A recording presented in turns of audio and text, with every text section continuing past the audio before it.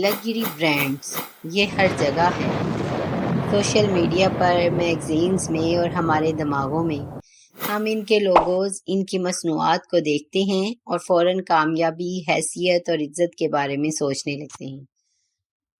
کیا یہ حقیقت ہے یا ہم سے ذہنی کھیل کھیلا جا رہا ہے؟ آئیے جانتے ہیں کہ لگژری برانڈز ہمارے دماغوں کو کس طرح دھوکہ دیتے ہیں اور اسلام اس مادی فریب کے بارے میں کیا تعلیم دیتا ہے۔ لگژری برانڈز نایابیت پر زور دیتے ہیں۔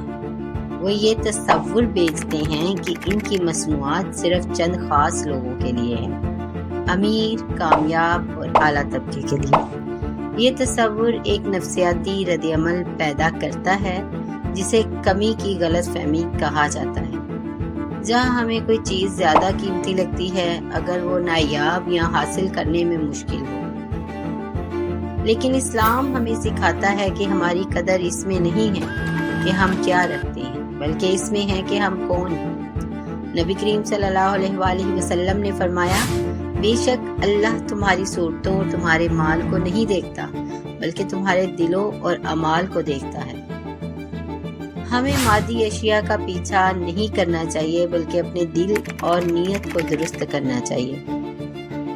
کبھی غور کیا کہ آپ کے پسندیدہ انفلوئنسرز ہمیشہ لگژری اشیاء کی تشہیر کیوں کرتے ہیں؟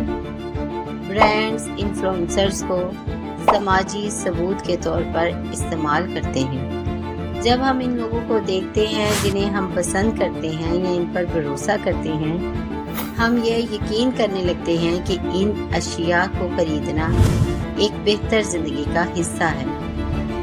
لیکن اسلام ہمیں دوسروں کی اندھی پیروی سے بچنے کی تعلیم دیتا ہے۔ قرآن میں اللہ تعالیٰ فرماتے ہیں، اور اگر تم زمین والوں میں سے اکثر کی بات مانو گے تو وہ تمہیں اللہ کی راہ سے گمراہ کر دیں گے۔ وہ تو بس گمان کی پیروی کرتے ہیں اور جھوٹ بولتے ہیں۔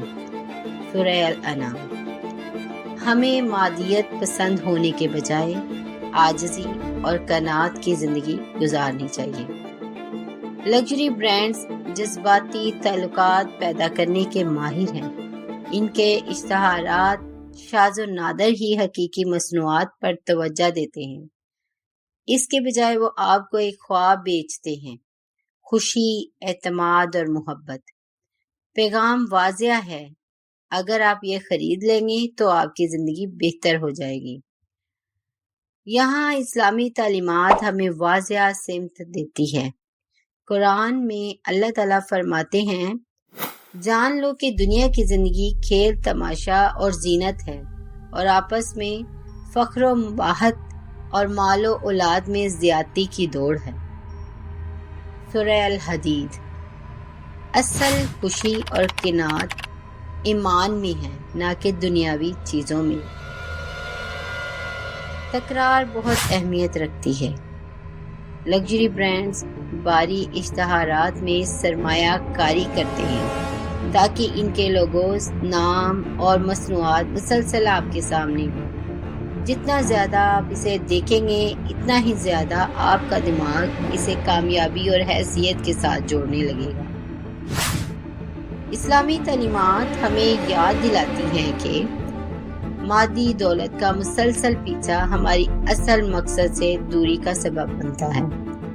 نبی کریم صلی اللہ علیہ وآلہ وسلم نے فرمایا، اگر آدم کے بیٹے کو سونے کی ایک وادی دی جائے تو وہ دوسری وادی کی خواہش کرے۔ اس حدیث میں مادی خواہشات کی انتہا اور اس کی لامتناہی دائرے کی وضاحت کی گئی ہے۔ اصل سکون اللہ کی یاد میں ہے۔ شاید سب سے طاقتور حربہ یہ ہے کہ لگژری برانڈز ہمارے خود کے بارے میں خیالات کو کیسے کنٹرول کرتے ہیں۔ وہ ہمیں یہ یقین دلاتے ہیں کہ ان کی مصنوعات کا مالک ہونا دوسروں کی نظروں میں ہماری قدر بدل دے گا، اور زیادہ اہم بات یہ ہے کہ ہم اپنی نظروں میں بدل جائیں گے۔ اسلام ہمیں خود کی قدر کے بارے میں ایک مختلف نظریہ دیتا ہے۔ ہماری اصل قدر اس میں نہیں کہ ہم کیا پہنتے ہیں یا چلاتے ہیں، بلکہ اس میں ہے کہ ہم کیسے عمل کرتے ہیں۔ اور ہمارا ایمان کیسا ہے۔ قرآن میں اللہ تعالیٰ فرماتے ہیں، بے شک اللہ کے نزدیک تم میں سب سے زیادہ معزز وہ ہے جو سب سے زیادہ پرہیزگار ہے۔ ہماری قدر ہمارے تقوی اور نیک اعمال سے ناپی جاتی ہے، نہ کہ دنیاوی اشیاء سے۔ تو ہم لگژری برانڈز کے ذہنی دھوکے سے کیسے بچ سکتے ہیں؟ پہلا قدم ہے آگاہی، یہ سمجھنا کہ زیادہ تر جو ہم چاہتے ہیں وہ ایک مصنوعی خواہش ہے۔ اسلام ہمیں سکھاتا ہے کہ اصل اہمیت کس چیز میں ہے، ہمارا تعلق اللہ کے ساتھ، ہمارا کردار اور ہمارا بچڑتی کردار۔ پہلی بار جب آپ کو کسی لگژری آئٹم کی طرف کھنچاؤ محسوس ہو تو اپنے آپ سے پوچھیں کہ آپ کو واقعی اس کی ضرورت ہے یا آپ کو صرف اس کی خواہش دلائی گئی ہے۔ نبی کریم صلی اللہ علیہ وآلہ وسلم نے فرمایا، اصل دولت مال و اسباب کی کثرت میں نہیں بلکہ اصل دولت دل کی قناعت میں ہے۔ دیکھنے کا شکریہ۔ اگر آپ کو یہ ویڈیو چشم کشا لگی ہو تو لائک، شیئر اور سبسکرائب کرنا نہ بھولیں تاکہ ایسی مزید ویڈیوز آپ تک پہنچ سکے جو آپ کی سوچ کو چیلنج کریں۔ آئیں سکون اور اطمینان کو ایمان میں تلاش کریں، نہ کہ دنیاوی چیزوں میں۔